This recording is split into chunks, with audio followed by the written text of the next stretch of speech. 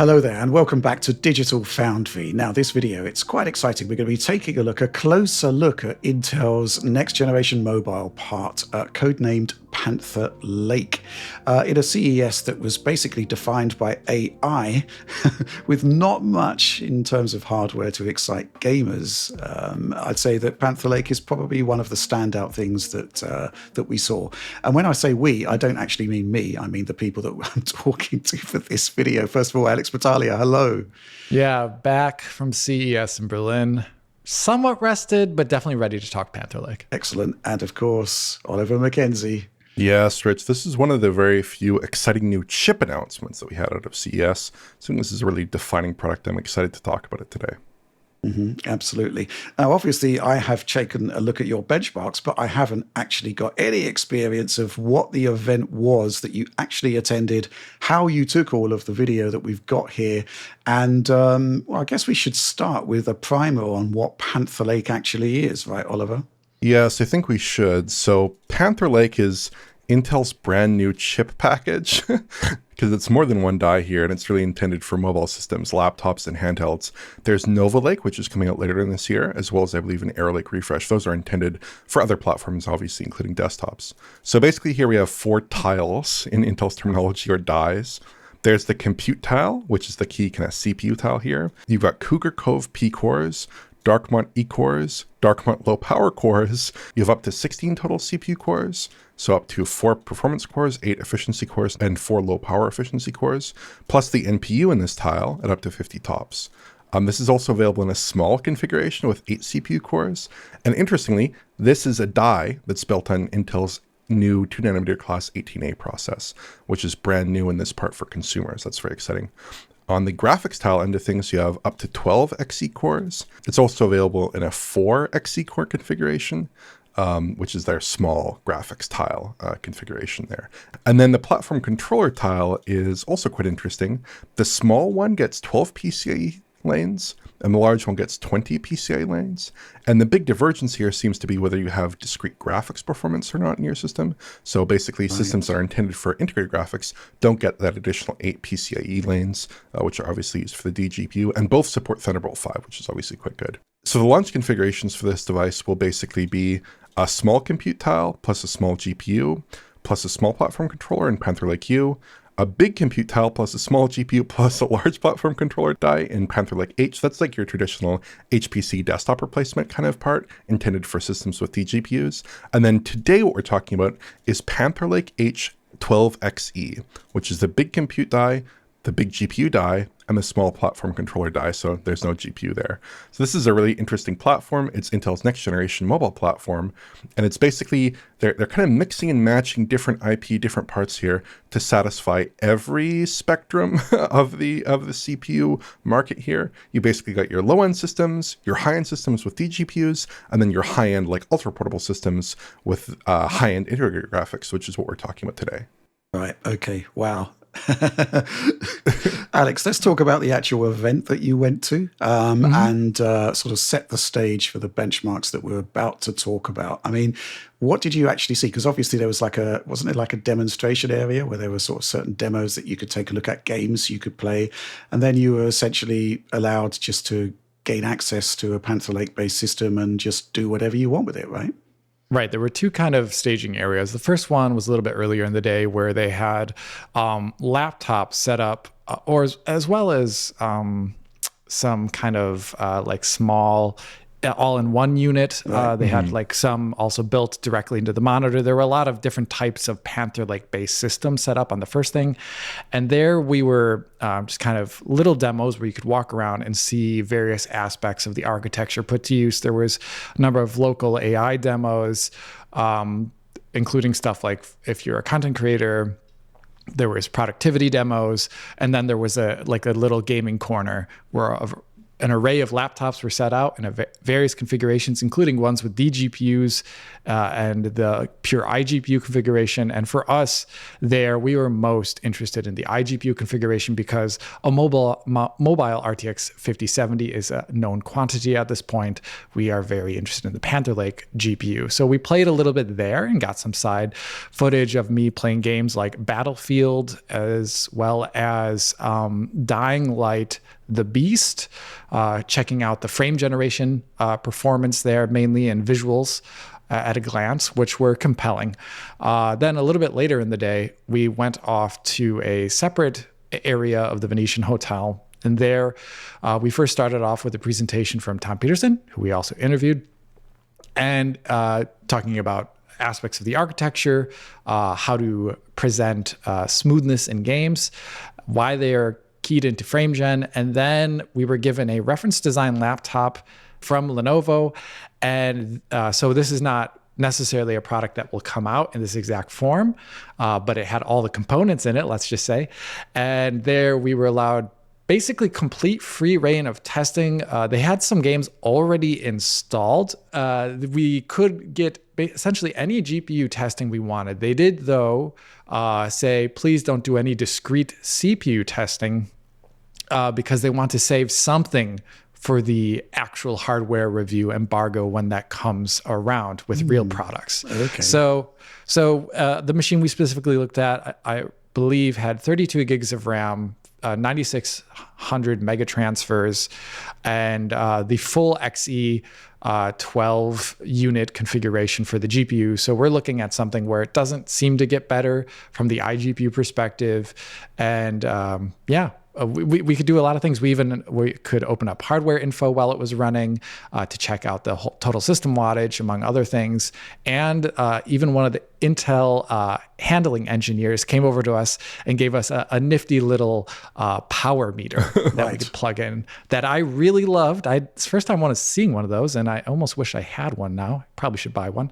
But yeah, so we could basically do anything, and that is very rare for a press event, by the way. Usually they are a lot more controlled. Here, it seems Intel has a lot of swagger confidence about this GPU performance, and they're willing to let us just play it with it as we see fit. Mm-hmm. Good. Well, let's talk about your benchmarks, Alex, because I think it's fair to say that nobody else in the PC tech press is going to be using the kind of stress tests that you put this thing through. No. You want raster benchmarks, you're going to have to go elsewhere because Alex, this really is quite impressive. Alex, you looked at 3 games. You looked at Cyberpunk 2077, the inbuilt benchmark there, Doom: The Dark Ages, and going back to a classic there, Shadow of the Tomb Raider, which certainly an interesting game from a benchmarking perspective, and certainly with this one. Now, let's sort of start by talking about Cyberpunk 2077. You chose an interesting configuration here. You basically captured in video everything that I needed to replicate it, and as far as I can see, it's basically alt for settings, but then you turned on ray tracing for ray traced reflections and ray traced sun shadows. You turned off some post-processing, but I doubt that would have a huge effect on the benchmarks there. No. So, basically an iGPU alt for settings with some pretty heavy ray tracing effects as well. That's why I'm saying for a start that I don't think anybody else would be doing these kind of benchmarks. And secondly, if Intel was going to be specifying what kind of benchmarks to put an integrated processor through, it won't be these. Let's just No. The recommendations were basically high across the board in all their games with no ray tracing on for many of the titles. So I was like, everyone's going to get those numbers. Let's get some more interesting. Yeah, okay. So let's kick off with Cyberpunk, shall we? Because it is kind of like a staple game, a benchmarking game at this point. And I'm actually quite interested in the result here. You can see in this visualization that the Core Ultra 9 X9 388H, I've stacked it up against the AMD competition. The Ryzen AI 9H X370 is effectively Strix Point, the highest end Strix Point, and the Ryzen AI Max Plus 395 Strix Halo. So here's the thing, right? Based on your hardware info stats, the CPU package was running between, I think, 58 to 64 watts in this Cyberpunk demo. And, well, how are we going to get equivalent results? Well, This is a B-Link SER9 mini PC with that Strix Point processor, and it does run at 65 watts. And Strix Halo, we've got this GM Tech Evo X2, I believe it's called there. And we could run that at 65 watts. So we've tried to sort of produce the same level of power budget for each of these parts. And interesting results here with Cyberpunk. Let's start with Panther Lake here, an average of 29.05 frames per second. Obviously, it will dip below 30, it will go above 30. That's the average there. That is our baseline with Panther Lake there. And I'd say bearing in mind the settings here, and it is native 1080p. There's no upscaling. We'll get onto that shortly. Basically, Strix Point is only delivering about 54% of Panther Lake throughput there, which is quite remarkable. Strix Halo is a much bigger chip, I'd say, and it is faster, 35.96 FPS average, 24% faster.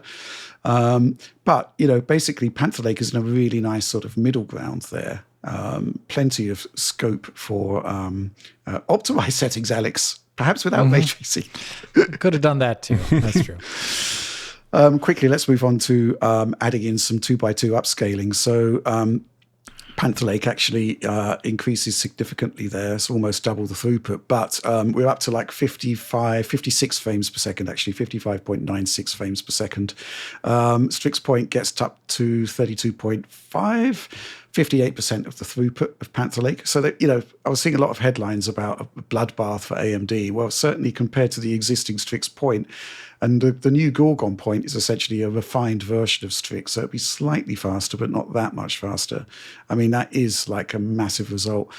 In this scenario, Strix Halo 23.7% ahead. Interesting stuff. And of course, frame generation. What's interesting about this, Alex, is that I actually looked frame by frame because you took 1080p 120 captures here. I looked frame by frame at the frame generation. I don't think this particular subject is particularly taxing for frame gen, but the frame gen quality looked pretty good, I thought.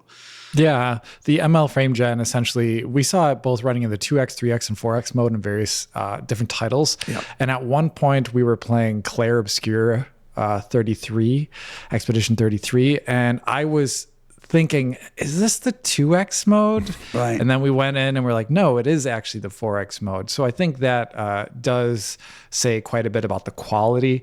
Now, a look at some things like frame pacing as well as quality versus other upscalers would require further work. But I would say it passed the this is good enough eye test when looking at a laptop screen at a normal viewing distance. Yeah. I think the expectation quality-wise with a mobile GPU is actually quite different from desktop, but that's another thing we can talk about later. Frame generation, basically at this point, the Panther Lake average is going up to like 96.6 frames per second. Bearing in mind that we're using like ray tracing here and rasters at ultra, that's pretty good going, I would say. And in fact, just XeSS balanced on the super resolution side of things, getting you like to an average of 56. I think that's really, really impressive as well. You can see the AMD equivalents there. There's not really much ground gained using frame generation on Strix Point.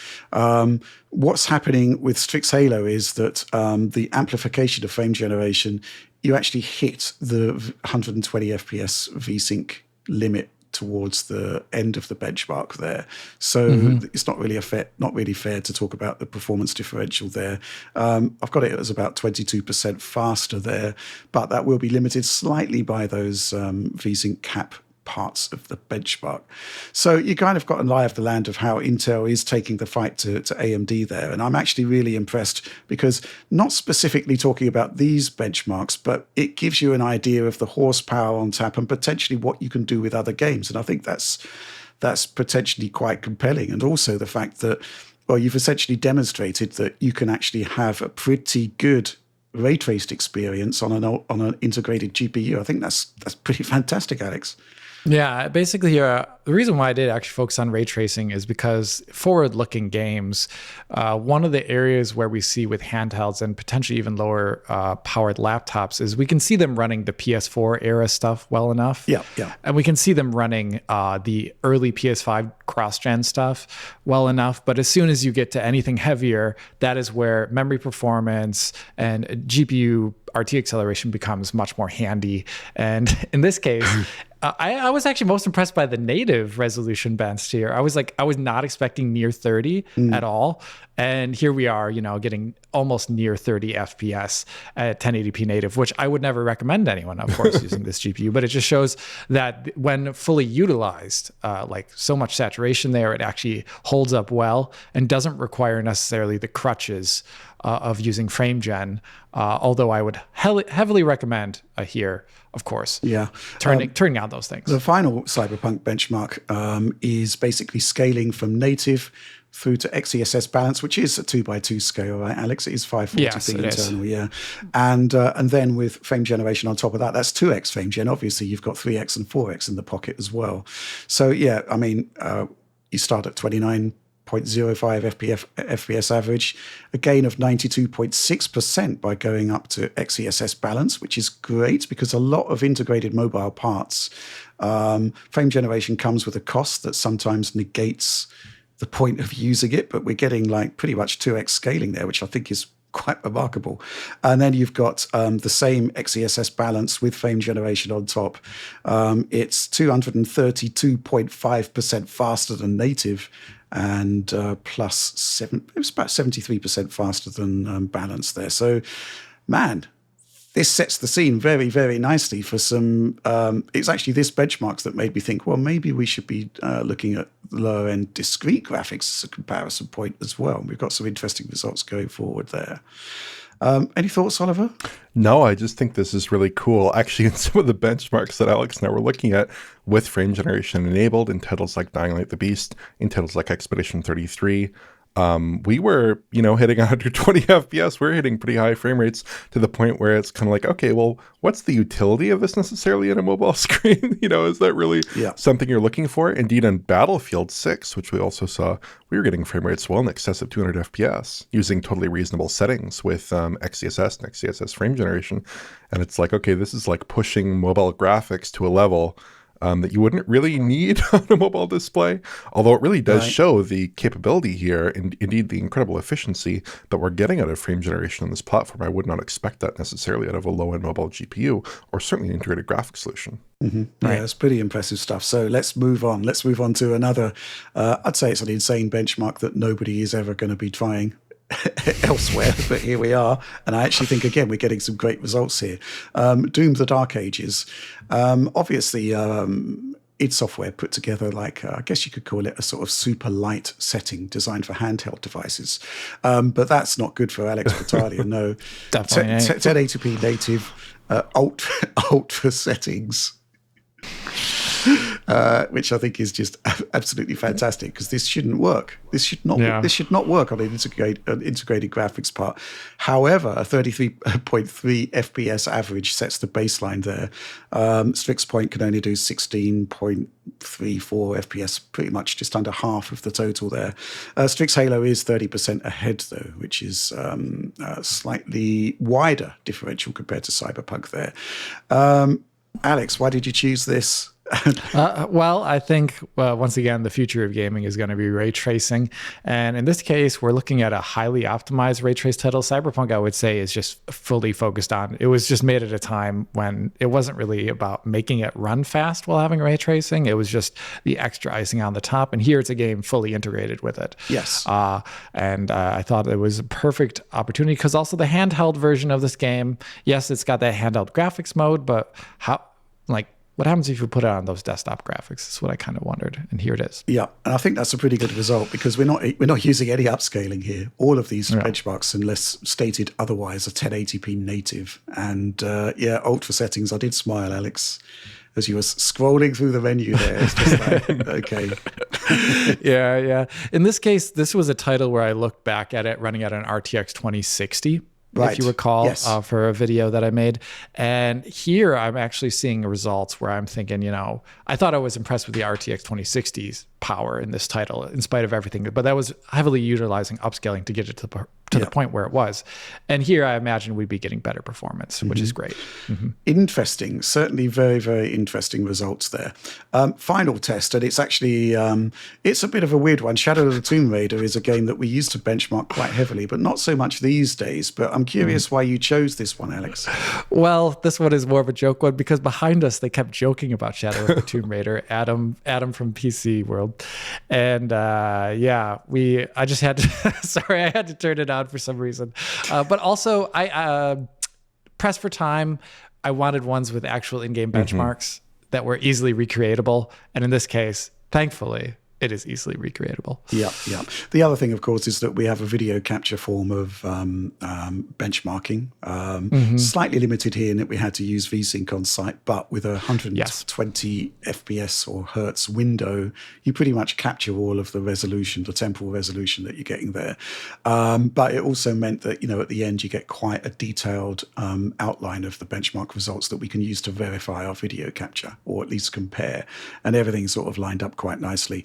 Shadow of the Tomb Raider also quite interesting in that it has 3 distinct segments, and they're weird. I mean, historically, people have produced averages of the whole 3 segments, but individually they produce different results. Segment 1 here is actually pretty good on Panther Lake. 42.6 FPS sets the baseline there.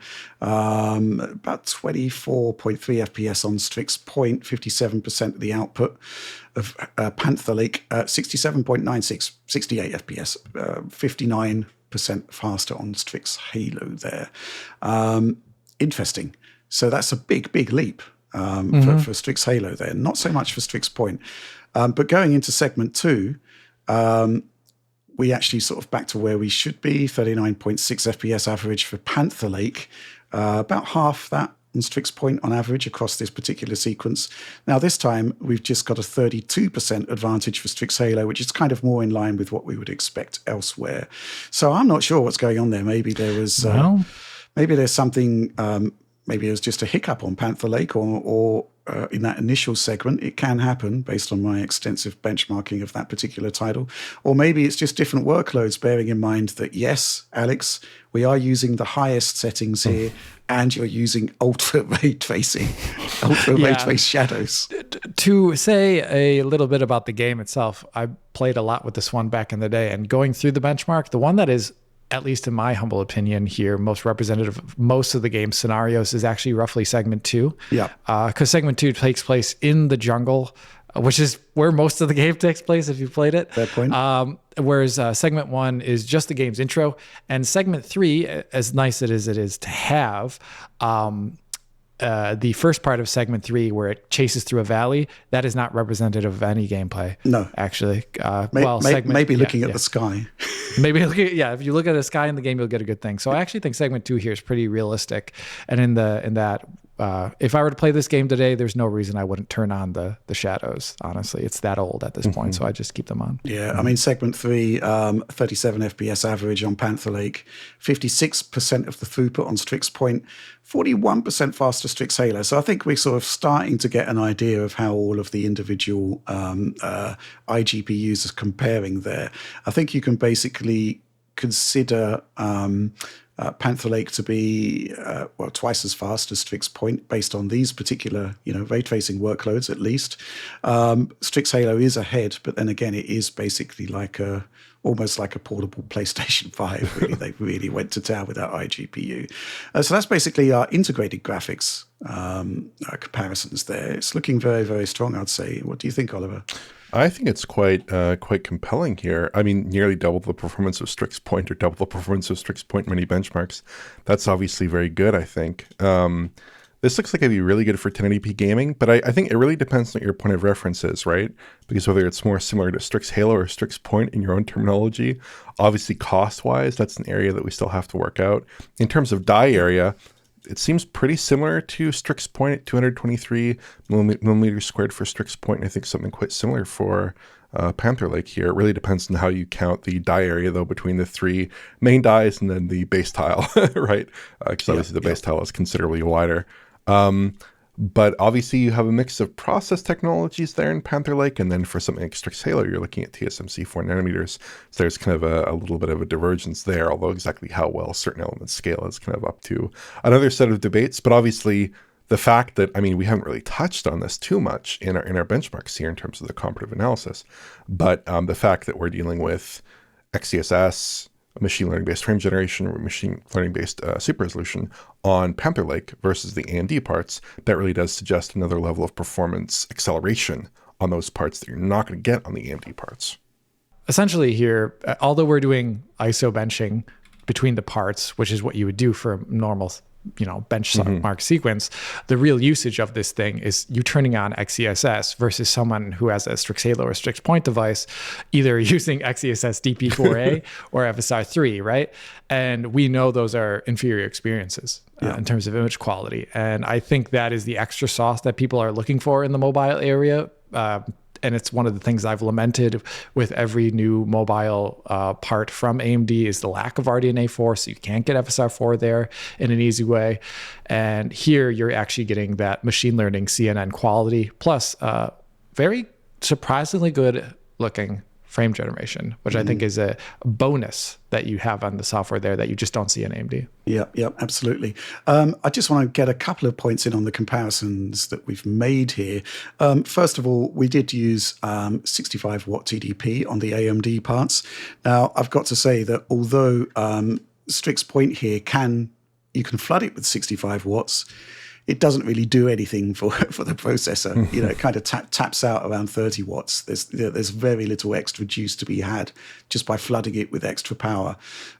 So, in that sense, perhaps a slightly different class of processor. We just don't know because we don't know in what power configurations Panther Lake is going to operate in.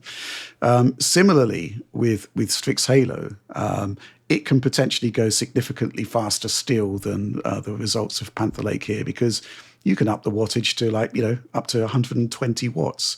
Now, there are severe diminishing returns beyond sort of 80, and 65 is kind of like a nice sweet spot. But the fact is that more performance is available depending on the device. And we're not quite sure how that sort of proliferation of different power profiles is going to play out with Panther Lake.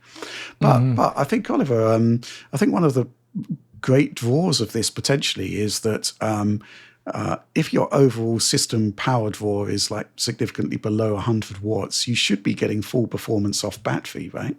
Yeah, that's correct. You should be getting full performance off battery. That's an issue that we tend to note with discrete graphics equipped units, ultra portable units even. When you do have them off of battery, they tend to degrade significantly in performance. Indeed, Alex and I saw an Alienware unit that had RTX 5090 mobile graphics that I think had a 240 watt power draw under load, which is obviously well beyond the capability of any battery, and also would just immediately deplete even 100 watt hours of battery capacity. So these are units that, especially at reduced, we didn't have an opportunity to test this, but presumably at reduced wattages at 30 watts, 40 watts, you could actually have reasonable runtime on battery with these units, which is something you can't really say as much for any discrete graphics equipped laptop. Like if you're trying to fit a DGPU laptop, even with something like an RTX 5060 mobile, you're not going to get that into a 25 or 30 watt power envelope. Whereas you might be able to do that with this product and actually get reasonable performance. Yeah, on the prior generation Lunar Lake, you actually had a really good performance profile at 30 watt, which they use for the MSI Claw 8 AI Plus, which I think is an underrated handheld there. And potentially we're going to be seeing handhelds with Panther Lake as well. In fact, I think it's pretty much a given, isn't it, Alex? Yeah, they did mention it, that they're going to create some sort of handheld standard from their perspective for Intel stuff. And they had a lot of names on that slide during the presentation in the Intel reveal event. So we'll see what that means, including a Microsoft was listed there. So we'll see what that means. But yeah, we're looking at the laptop part. and maybe we can extrapolate a bit later on in this video about what it means for the handheld, but it's exciting. Yeah. I was looking at these results, and I'm going to level with you. I was really, really excited. So I did a bit of a sort of preview article for digitalfoundry.net, and I thought, hey, why don't we, instead of using Strix Halo as a comparison point, putting an entry-level discrete graphics card, I actually ended up doing two sets of benchmarks here, an AMD and an NVIDIA one. I chose the RX 6600. It's like an RDNA 2-based sub £200 graphics card, 8 gigs of VRAM. It's kind of beloved by many because it's been cheap for so long, and it will play all of the games that are out there now. Obviously, there'll be compromises on resolution and such like, and ray tracing performance isn't great, but it is what it is. There's a lot of people that have bought that GPU that love it. I also included an NVIDIA GPU, perhaps not quite so beloved, and certainly not as cheap as the RX 6600. That's the RTX 3050. I did try the 3060 actually just on Cyberpunk. It's way ahead of Panther Lake, but 3050, interesting results. Let's go back. Cyberpunk, native resolution 1080p, ultra settings, but with RT reflections and sun shadows added because we can. And very, very interesting results here. The 6600 is basically neck and neck with Panther Lake. RTX 3050, it's faster, but 14% faster, which isn't exactly a game-changing enhancement there. And again, that's really, really impressive, I'd say. You basically Cyberpunk with ray tracing, playable frame rates, and comparable to entry-level discrete graphics. I'd say that's a big, big win. Add in your upscaling, and you're actually in very good frame rate territory. And actually, let's do that right now, where we've done FSR3 performance for the 6600 and the DLSS CNN model performance mode, RTX 3050 there. All of these are running with a 960 by 540 internal resolution, upscale to 1080p. This time the 6600 does stretch its legs. It's 19% faster, 27% faster for DLSS on the 3050 there. Yeah, really, really cool stuff, I'd say. I mean, you are sort of within the ballpark, so to speak, but it does look as though the upscaling cost is probably heavier than the discrete graphics there. Let's talk about Doom. Doom the Dark Ages, native 1080p ultra settings. We already established 33.33 FPS for Panther Lake, 12.6% of performance advantage for RX 6600 there. Interestingly, though, the 3050 is slower than the 6600, which I didn't see coming, but there it is. It's 9.5% faster than Panther Lake. But Oliver, still kind of in the ballpark here, and that's pretty exciting stuff, I'd say. Yeah, on this title with relatively light ray tracing demands, I'm sure even relative to Cyberpunk could have to imagine here. But this is actually running really, really well. And this is a title that I'm used to seeing on handhelds in that like ultra portable, stripped back handheld configuration that's not so flattering. That wouldn't be necessary here, although I'm not sure exactly what visual settings improvements you get going up to ultra here versus high, Alex. I'm not sure if they resolved that, but previously it was kind of a placebo difference at best, if not actually making a difference at all at worst. I'm not exactly sure. For the RT reflections, you get higher reflections. Okay. That's the main big difference, as well as the LOD is higher. Right? Okay, so small differences. In the game world. That's about it. Smaller differences. Yeah, but I think it sets the stage for actually very, very impressive results using just super resolution alone, and maybe dropping back to your optimized settings, Alex. Right. You should be well ahead of 60 there, and you aren't having to use the portable / handheld potato setting mode there. You can actually lavish yourself in some settings luxury. Let's complete the discrete graphics comparisons by looking at Shadow of the Tomb Raider. It sounds as though you were goaded into doing it, Alex. Possibly. Segment 1. Interesting stuff here, 42.64 FPS that we established on Panther Lake. We're about 38% faster on the RX 6600, but this was a a case where Strix Halo was also quite a bit faster.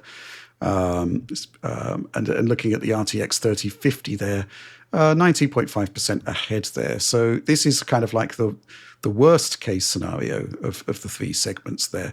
I'm wondering whether the RT shadows might have something to do with that, because it was a very early implementation. But even so, segment 2 is where Alex typically sort of thinks that's more representative of the gameplay experience. Oh, yeah. And in that regard, we're actually seeing from a 39.6 baseline set by Panther Lake, 6600's just 10.1% faster. Not much in it at all. And it's only 12% faster on the 3050 there. So I think it's fair to say that we are sort of looking at the advent of integrated graphics without having to do, Strix Halo levels of craziness, actually encroaching into entry-level desktop GPU territory, which I think is absolutely fantastic. The results open out a bit in segment 3, 37.12 FPS average with Panther Lake, 15% faster on the 6600. The 3050 is 21% faster. The beginning of that benchmark, you're quite right, Alex. You're looking at the sky and, you're getting stupidly high frame rates. So what I've actually done is cropped the area of the benchmark to the bit where the GPU is actually under load. So I do think that is actually a decent benchmark as opposed to one that is looking at the sky and therefore skewing the average. Summary, Oliver. I mean, I'm really impressed by this. Again, bearing in mind that you had your HW info CPU package monitor going, and it wasn't really going past 65 watts at all. You should be able to do this entirely from battery on a laptop. Mm-hmm. You should be able to get like an hour of play on like a 100 watt hour battery at least. And this is on stupendous settings. So yeah, pretty impressive, right? Yeah, these aren't necessarily the settings that I would use. Obviously, for kind of cross-platform comparability, it's very important to have like some measures that we can compare across vendors. But of course, the real advantage here is getting that XeSS super resolution in particular, and also frame generation, especially if you happen to have a 120 hertz display or above combined with one of these chips, should be quite compelling. But getting roughly RTX 3050 performance is quite impressive. Obviously, Intel's own guidance suggests an RTX 4050, but of course that's the mobile part, as implemented in shipping systems at relatively low wattages. So this, I mean, compared to a low-end discrete GPU from 5 years ago, I mean, that's not great in a lot of contexts, but certainly for a thin and light laptop, that's very good. For a handheld, I mean, that's stupendous. That's much better than the performance level that we're getting out of almost anything else, except for a comically under-wattage Strix Halo part, which is not going to be appropriate for many scenarios in terms of cost, but also the overall size of that package is like quite large for a mobile system, prohibitively large in many cases. But yeah, at 40 watts or below, in an ultra portable or a handheld, this could be really cool. Again, we did not see that behavior specifically, but it could be really good. As long as we're keeping the display target within reason, like I think 1080p is a good resolution for this part. And as long as we use upscaling, and as long as we have sufficient VRAM, but of course, given that this is going to be integrated into systems with, probably 24 or 32 gigabytes of LPDDR5 in many cases, LPDDR5X, that should be something that's a lot more achievable than we would see with an entry-level discrete GPU, which might only have 6 gigabytes of VRAM or 8 gigabytes of VRAM. In this sense, you could probably push a high-end configuration of this device beyond that allocation of VRAM significantly within Windows. Yeah. What's your summary there, Alex? Of everything we've seen so far, I think the most compelling aspect is the image quality you're getting at this performance. So as Oliver said, these are just benchmarks to give us cross-comparison data points. But in reality, when you load this up, you're going to throw on XeSS because there's no good reason to not when a low-power device in this aspect. And honestly, I think you're going to want to turn on frame gen in there too, based on the performance we saw of it and the titles that are supporting XeSS frame gen, and you're going to get a transformatively better experience, I would say, than Strix Point or even on an image quality perspective, I think you're going to be getting better image quality than a Strix Halo device at similar settings. And you have a little bit more performance there, of course, on the Strix Halo part, but that is a whole other aspect here. One thing that is the big question mark over all this, we did not directly benchmark the CPU, but does the CPU hold up? And, you know, feed that GPU as much as it should in all titles to get a good 60 FPS base frame rate? We don't know that I couldn't load up something like the Outer Worlds 2 in that time. I didn't think I would want to even, but you know, because that would be just a CPU bench. But you know, like how does this fare in a title like that, which I think is a bad title for CPU performance, right? Is this going to be something good, or are you just going to not want to play on this device? Kind of like you wouldn't want to play on a handheld device for a lot of the other vendors in such a game. So those are things we still have to ask, and that'll be answered hopefully around review time when we have one of these devices in front of us and we can say, okay, GPU is like this. We already kind of know that, but CPU, what is that like? Okay, then. So that is the benchmarks that we've got for Panther Lake. I'll say it's super, super impressive, but obviously this is just a very, very limited window into the capabilities of the device. And this device, not even sure it's going to actually end up at retail, really. It's a reference platform. I guess we just need to wait and see. But this is kind of like the expectation level from actual hardware there. And there's a lot more I really want to know about this particular device, specifically how it scales onto lower wattages, because I don't know if Lunar Lake is anything to go by. You know, that was a champ even at 20 watts. So I'm interested to see with 30 watts what this can do. But Oliver, let's get your final takeaways. Yeah. I'm really interested in this chip, and I'm primarily interested in it for handhelds.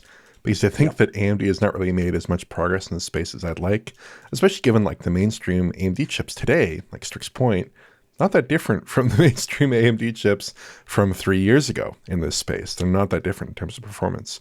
And gallingly, they don't have FSR4 support or machine learning-based frame generation or any of that stuff. And you know, even worse, it doesn't seem like those technologies will be in AMD products. I mean, unless they ship some RDNA 3 version of those technologies until 2027 at the earliest, because according to various, I think, Linux driver leaks, there don't seem to be any RDNA 4 products planned for SoCs, which is obviously very unfortunate.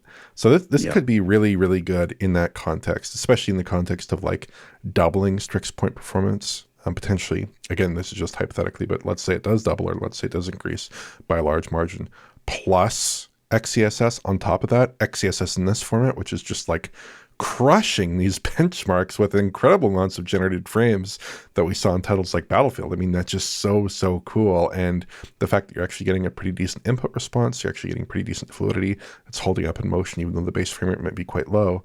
That's really cool. I guess the first question here is, does the scale to 30 watts and below? Obviously, we've seen it at 60 watts. How far does it scale? I think based on other handheld SoCs, we think it probably does scale pretty well. And I'd hope better scaling than Strix Halo at like 15 watts, where Strix Halo and Strix Point are much of a muchness. They're quite similar. And then I would say the other question really comes down to price. How much does this cost OEMs? Is this going to end up in like a Strix Halo ballpark? Is this going to end up in a Strix Point ballpark? I think Intel would be fully justified in pricing this more like Strix Halo, but that's not a very attractive price point because obviously those systems cost like $1,500. So exactly where are they going to position this product? I mean, I expect that certain elements of this product, if you go back down to the low compute die, the low GPU die, the low platform controller, those will end up as cheaper chips, certainly. But at the higher end, where they're really approaching the performance of discrete GPUs, are they going to be in that same price ballpark, or is it going to be, you know, an ultra premium product? That's really what I would like to see out of Intel, is hopefully something that's more competitively priced. Interesting. Yeah, I think Alex Oliver's making a great point here, because Strix Point, you know, there's a version of it in the Xbox Ally X, and it's pretty good, right? It's you know, one of the best handhelds available right now, but it does have a whole bunch of compromises. you can't really use good quality upscaling with it because ultimately you just don't have it. You're still on FSR3 or the DP4A path. Frame generation, again, it's not really particularly great. XeSS solves both of those problems for Panther Lake. So, you've got this interesting thing coming up where I honestly think that certainly when you've got your Strix Halo comparisons, you actually need to bring in experiential comparisons because there is a gap. Strix Halo is undeniably significantly faster than Panther Lake at similar wattages, but FSR2, FSR3, no FSR4, analytical frame gen only, no 2x, nothing beyond 2x. Yeah. Especially when you get into frame pacing, where you're in no man's land with FSR, where I will have to take a more discrete look at XeSS frame pacing for FG, but the fact that Tom Peterson made an effort to say that that is actually something they focus on and do well, according to their perspective, then I can only imagine it is fine enough. For me, I think this is kind of like when we get to the NVIDIA versus AMD comparisons in the desktop space, where for the longest period of time, people were really focusing on that raster performance. But at the end of the day, when 4.5 launches DLSS, there's a lot of, hey, why don't we have that on AMD side too? And Intel in the mobile space, kind of, at least from my perspective, is kind of taking up an NVIDIA mantle there, pushing for quality and not just pure performance, even though this is a well-performing device. And I think those are experiential things that people actually want to use when they're playing games and not just looking at the benchmarks, right? So that offers a compellingly different experience that you just don't get on the AMD side until they bring out an RDNA 4 chip. Yeah. I think there's some other sort of things about 2026 that I'm finding quite exciting, which is to say that, obviously AMD have revised Strix Point to Gorgon Point. That's getting a lot of play. A lot of people are choosing those particular processors, but I can't see it being a game-changing improvement over Strix Point. It is essentially a respin of the same silicon. I think you've got like a better memory controller and higher clocks. Not particularly game-changing, but, there did seem to be a move to move Strix Halo into more laptops, which I think is welcome as well. So, there is going to be an interesting battle royale sort of brewing here. And also Qualcomm, of course, have got new Snapdragon silicon coming along. I don't think it's going to have, some of the preferable features that Panther Lake has got. I guess the big question for me is the ARM-based NVIDIA silicon. I think it's N1 and N1X. I'm very curious. I was expecting to see those at CES and we didn't, which was a bit of a disappointment. But, they do exist. And so I'm very curious to see if there is going to be some sort of NVIDIA entrance into this particular sort of laptop/handheld market at some point this year. But, this is certainly a really interesting way to start the year. And it's great to have some meaty gaming hardware to discuss from what was otherwise a fairly meager CES in that particular regard. Final thoughts, Oliver? No, I'm just really excited for this chip. I'm really excited for what it could mean for handhelds. I think it's quite compelling in ultra-portable systems as well, and laptops. And I'm just glad that someone's bringing the fight to AMD in this space, because it seemed like they were the only game in town for a while. But now that Intel has really developed their graphics product and their graphics maturity, I think we're really seeing a really viable competitor to AMD in this space. And if NVIDIA enters it too, and if Snapdragon, if they can bring in some competing graphics technologies here, and if they can get their gaming performance up as well, I think that only means good things for gamers, really. Absolutely. Final thoughts from you there, Alex? No, I just want to see this in a handheld at the moment. I was very impressed with Intel's confidence there, but I almost wish the confidence extended to us, like them throwing us some sort of prototype handheld device, even if it required NDA. And I couldn't talk about that, could I? Yeah. But anyway. Or even just power limiting that laptop you use to 30 watts. Yeah, I asked that too. Can I power limit this? And they're like, we don't have the ability with the reference design to do that right now. Yeah. Yes. Well, what interesting use of a reference if you can't actually use it for changing the power for this level reference. of the chip. Yeah. It's just production. It's not a production model, so maybe later on. Yeah, I think my final point is just we do need to see better support for XeSS and certainly XeSS multi-frame generation. which, I was looking up how many games natively support it. Optiscaler is available, which may be able to take the DLSS4 multi-frame generation inputs and give you XeSS multi-frame generation. So there is that as an option, but it's kind of like, you shouldn't really need to do that. So I just still think there's work to do there in terms of support. Equally so for AMD with FSR4 and FSR Redstone, actually. But certainly this was really exciting to take a look at your results there, and I enjoyed putting those benchmarks together. But that's all for this video. If you enjoyed it, please do like, subscribe, and of course share. Ring bells for notifications for you, and entirely potentially imaginary algorithmic boosts for us. Who knows? Maybe it is real though. But the DF supporter program, that is very real. So please do consider supporting our work there. Patreon.com/Digital Foundry. Thanks so much for this one, chaps. But that's all from us for now. Thanks for watching and supporting Digital Foundry.